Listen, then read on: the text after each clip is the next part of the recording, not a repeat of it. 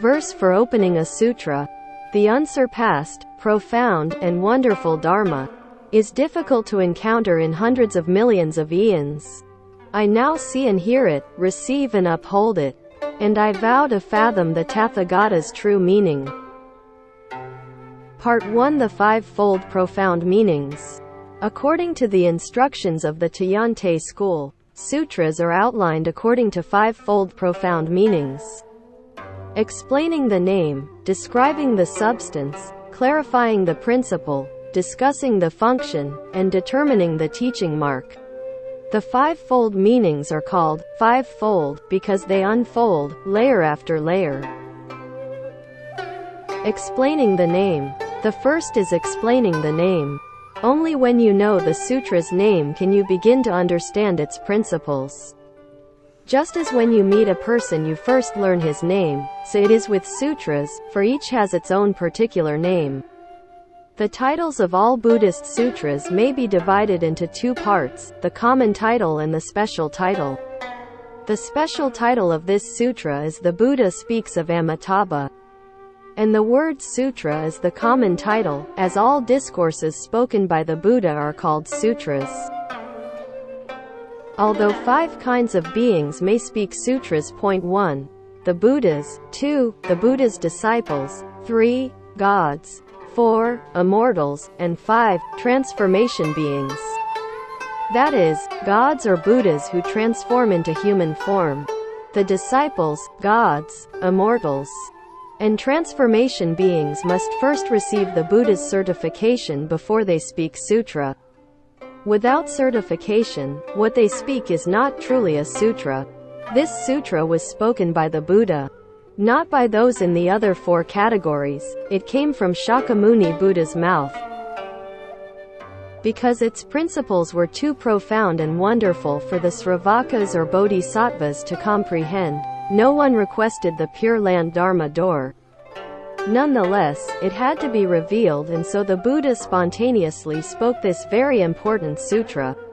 Doubly important because it will be the last to disappear in the Dharma ending age.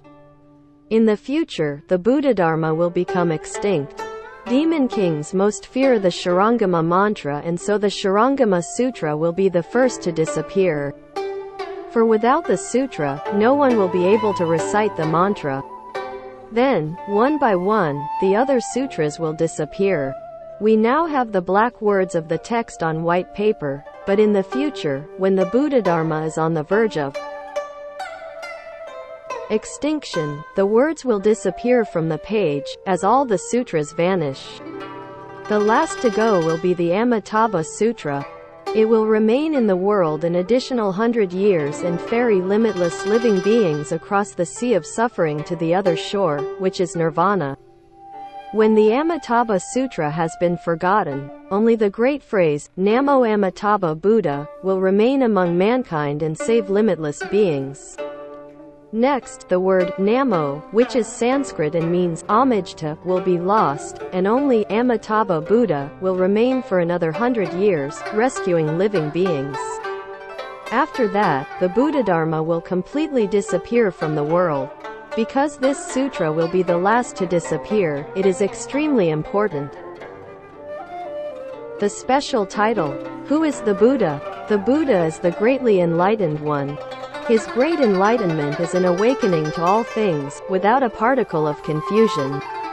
A true Buddha has ended karma and transcended emotions. He is without karmic obstacles and devoid of emotional responses. On the other hand, we find living beings who are attached to emotions and worldly love. Common men with heavy karma and confused emotions are simply living beings. The Buddha's enlightenment may be said to be of 3 kinds. 1. Basic enlightenment, enlightenment at the root source. 2. Beginning enlightenment, the initial stages of enlightenment, and 3. Ultimate enlightenment, complete enlightenment. You can also say that he is 1. Self-enlightened, that he 2. Enlightens others, and that he is 3. Complete in enlightenment and practice. Self-enlightenment. Common men are unenlightened. They think themselves intelligent when they are actually quite dull. They gamble thinking that they will win. Who would have guessed that they'd lose? Why are they so confused? It's because they do things which they clearly know are wrong. The more confused they are, the deeper they sink into confusion. The deeper they sink, the more confused they become. Everyone should become enlightened. The Buddha is a part of all living beings and is one of them himself, but because he is enlightened instead of confused, he is said to be self-enlightened and not like common men. Sravakas, the disciples of the small vehicle, are independents. They are self-enlightened, but they do not enlighten others. Bodhisattvas enlighten others, unlike the Sravakas who think only of themselves. Bodhisattvas choose to benefit all beings and ask for nothing in return.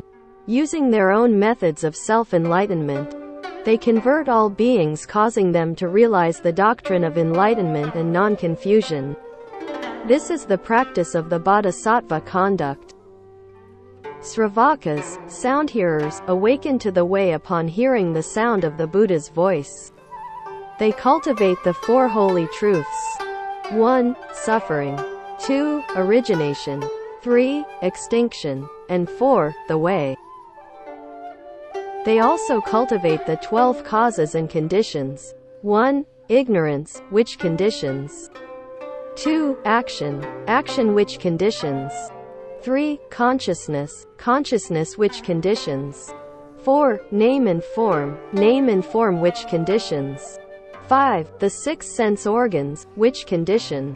6. Contact. Contact which conditions. 7. Feeling. Feeling which conditions. 8. Craving. Craving which conditions. 9. Grasping. Grasping which conditions. 10. Becoming. Becoming which conditions.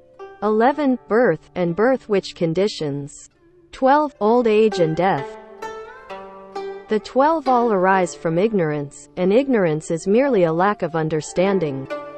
Without ignorance, the 12 causes and conditions cease to operate. But if you flounder in ignorance, you are caught in the remaining causes. Those of the small vehicle cultivate the Dharma, but bodhisattvas transcend all successive stages, cultivating the 6 perfections and the 10,000 conducts. The 6 perfections are: 1. Giving. Giving transforms those who are stingy. Greedy people who can't give should practice giving, for if they do not learn to give, they will never get rid of their stinginess. 2. Morality. The precepts are guides to perfect conduct and eliminate offenses, transgressions, and evil deeds. Keep the precepts. 3. Patience. Patience transforms those who are hateful. If you have an unreasonable temper, cultivate being patient and bearing with things. Don't be an asura, a fighter who gets angry all day and is not on speaking terms with anyone unless it's to speak while glaring with fierce, angry eyes. Be patient instead. 4. Vigor. Vigor transforms those who are lazy. If you're lazy, learn to be vigorous. 5. Dhyana meditation.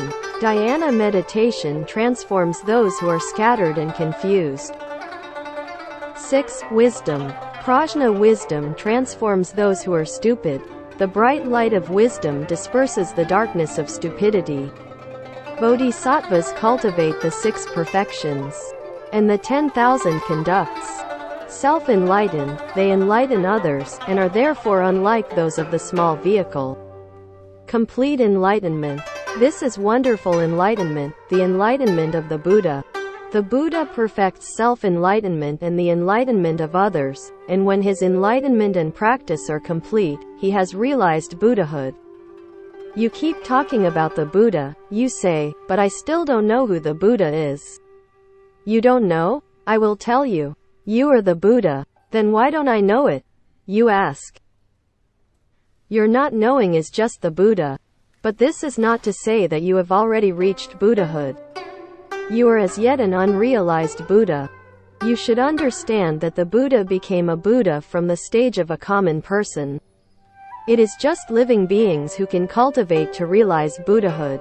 The Buddha is the enlightened one, and when a human being becomes enlightened, he's a Buddha, too. Without enlightenment, he's just a living being. This is a general explanation of the word Buddha. The Buddha has 3 bodies, 4 wisdoms, 5 eyes, and 6 spiritual penetrations. You may be a Buddha, but you are still an unrealized Buddha, for you do not have these powers. The Buddha cultivated from the stage of a common person to Buddhahood, and has all the attributes of Buddhahood. Some who haven't become Buddhas claim to be Buddhas. This is the height of stupidity. Claiming to be what they are not, they cheat themselves and cheat others. Isn't this to be a greatly stupid one? Everyone can become a Buddha, but cultivation is necessary. If one has the 3 bodies and the 4 wisdoms, one may call oneself a Buddha. If one has just the 5 eyes, or a bit of spiritual penetration, one may not. The 3 bodies are 1. The Dharma body, 2. The reward body, 3. The transformation body. The 4 wisdoms are 1. The great perfect mirror wisdom, 2. The wonderful observing wisdom, 3. The wisdom of accomplishing what is done, and 4. The equality wisdom. The 6 spiritual penetrations are 1. The heavenly eye. The heavenly eye can see the gods and watch all their activities. 2. The heavenly ear. The heavenly ear can hear the speech and sounds of the gods. 3. The knowledge of others' thoughts. Thoughts in the minds of others which they have not yet spoken or already known. This refers to the present. 4. The knowledge of past lives. With this penetration one can also know the past. 5. The extinction of outflows. To be without outflows is to have no thoughts of greed, hate, stupidity, or sexual desire. In general, once one gets rid of all one's bad habits and faults, one has no outflows. Outflows are like water running through a leaky bottle. At the stage of no outflows, the leaks have been stopped up. 6. The complete spirit. Also called the penetration of the spiritual realm, this is an inconceivably wonderful state. The 5 eyes are 1. The heavenly eye, 2. The Buddha eye, 3. The wisdom eye, 4. The Dharma eye, and 5. The flesh eye. A verse about the 5 eyes says, "The heavenly eye penetrates without obstruction. The flesh eye sees obstacles but does not penetrate. The Dharma eye only contemplates the mundane. The wisdom eye understands true emptiness. The Buddha eye shines like 1,000 suns."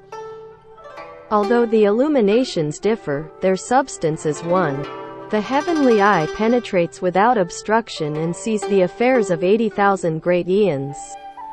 It cannot see beyond that. The flesh eye can see those things which are obstructed. The heavenly eye only sees those things which are not obstructed. The Dharma eye contemplates the mundane truth, all the affairs of worldly existence. The wisdom eye comprehends the state of true emptiness, the genuine truth. Not just the Buddha, but everyone has a Buddha eye. Some have opened their Buddha eyes and some have not. The open Buddha eye shines with the blazing intensity of 1,000 suns. Although the 5 eyes differ in what they see, they are basically of the same substance. So the Buddha has 3 bodies, 4 wisdoms, 5 eyes, and 6 spiritual penetrations. If one has such talent, one may call oneself a Buddha. But if not, one would be better off being a good person instead of trying to cheat people. In this sutra, Shakyamuni Buddha, the teacher of the Saha world, speaks of the adornments of the land of ultimate bliss and of its teacher, Amitabha Buddha. Saha is a Sanskrit term which means to be endured. The world in which we live has so much suffering that living beings find it hard to endure, and so it is named Saha. Shakyamuni Buddha's name, also Sanskrit, is explained in 2 parts. Sakya, his family name, means able to be humane. The Buddha shows his humaneness as compassion which relieves. suffering, and kindness, which bestows happiness by teaching and transforming living beings. There are 3 kinds of compassion. 1. An attitude of loving compassion. Average men love and sympathize with those close to them, but not with strangers. Seeing relatives or friends in distress, they exhaust their strength to help them. But when strangers are suffering, they pay them no heed. Having compassion for those you love is called an attitude of loving compassion. There is as well an attitude of loving compassion which extends to those of the same species, but not to those of other species. For example, not only do people have no compassion for animals such as oxen, pigs, chickens, geese, or ducks, but they even go so far as to eat animals' flesh. They snatch away animals' lives in order to nourish their own. This is not a true attitude of loving compassion. Fortunately, people rarely eat each other. They may eat pork, mutton, beef, chicken, duck, and fish, but they don't catch, kill, and eat each other, and so they are a bit better off than animals that turn on members of their own species for food. People may not eat each other, but they certainly have no true attitude of loving compassion towards animals. 2. Compassion, which comes from understanding conditioned dharmas. Those of the small vehicle have compassion which comes from understanding conditioned dharmas as well as the attitude of loving compassion discussed above. They contemplate all dharmas as arising from causes and conditions, and they know that causes and conditions have no nature. Their very substance is emptiness. Contemplating the emptiness of conditioned dharmas, they compassionately teach and transform living beings without becoming attached to the teaching and transforming. They know that everything is empty. 3. The great compassion which comes from understanding the identical substance of all beings. Buddha and Bodhisattvas have yet another kind of compassion. The Buddha's Dharma body pervades all places, and so the Buddhas and Bodhisattvas are of one substance with all beings. The Buddha's heart and nature are all pervasive, and all beings are contained within it. We are living beings within the Buddha's heart, and he is the Buddha within our hearts. Our hearts and the Buddha's are the same, everywhere throughout the 10 directions, north, east, south, west, the directions in between, above, and below. Therefore the Buddha and living beings are of the same substance, without distinction. This is called the Great Compassion. Sakya, the Buddha's family name, includes these 3 kinds of compassion. If one chose to speak about it in more detail, there are limitless and unbounded meanings. Muni is the Buddha's personal name. It means still and quiet. Still and unmoving, he is silent. No words from the mouth, no thoughts from the mind. This is an inconceivable state. The Buddha speaks Dharma without speaking. He speaks and yet does not speak and yet he speaks. This is still and silent, still, silent and unmoving. Yet responding in accord and yet always silent and still. This is the meaning of the Buddha's personal name, Muni. All Buddhas have the name Buddha in common, but only this Buddha has the special name Shakyamuni. Continuing the explanation of the title, we shall now investigate the meaning of speak. In Chinese, the word speak shuo is made up of the radical yan, which means word, and the element dui has 2 dots on the top, which were originally the word ren, person. The strokes below could also represent the word person. What does the Buddha say? Whatever he pleases, but happy to say what he wants to say, he always speaks the Dharma. Having already become Buddhas, Shakyamuni Buddha and the Buddhas of the 10 directions are called already enlightened ones, as they have already understood and awakened from their dreams. While we are still sound asleep and dreaming, the Buddha is greatly enlightened, greatly awakened.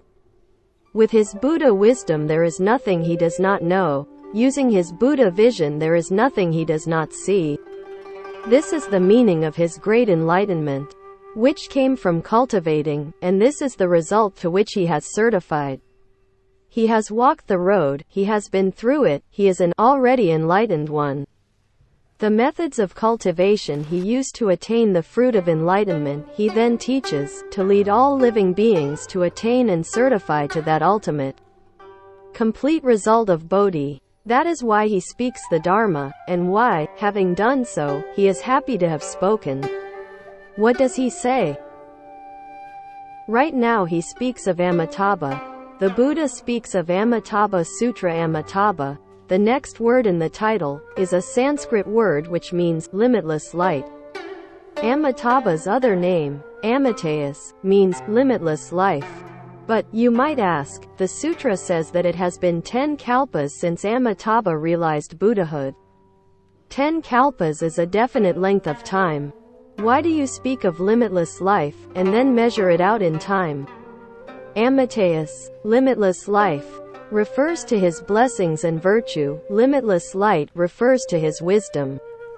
His wisdom light is limitless and bright. Limitless life, limitless light. Not only are his blessings, virtues, and wisdom limitless, but so are his spiritual powers, his eloquence, his attributes, and his teachings. There is no way to count them because they are infinite, nowhere present and nowhere absent. Where did the limitless come from? Mathematicians should know that the limitless comes from the one. One is many and many are one. A scholar once wrote a book and said, large numbers are written by starting with 1 and then employing many place-holding zeros. Keep adding zeros until the space between heaven and earth is filled. When you have written all over your walls and covered your floors, can you determine the total? Couldn't you still add another zero? Numbers are endless. Amitabha Buddha's life, wisdom, merit, virtue, and way power are all infinite and unbounded. If you want a big figure, go ahead and write columns of zeros. Knowing that there can be no definite total, the Buddha, who is the perfection of intelligence, just said, limitless and uncountable. Mathematics can explain infinity, and scientists have sent men into space to study it, but having arrived in empty space, there's still more empty space beyond. There's no end to it. Numbers go on infinitely, and in this way we can understand the vast expanse of Amitabha Buddha's blessedness, his virtue, and his wisdom. Therefore he is called Amita. Both Amitabha and Shakyamuni Buddha were people who became Buddhas. They did not descend from the heavens or ascend from the depths of the earth. As people they cultivated the Dharma, and now they are sages, people who have realized the result. According to the classification of sutra titles, this sutra is established by reference to a person, but not a person like us. He is a Buddha, one who has realized the result. We are living beings. We have not realized the result, but are cultivating the cause of Buddhahood. Once Buddhahood is realized, we will be sages. This sage's name, Amitabha, is used to classify the title of the sutra.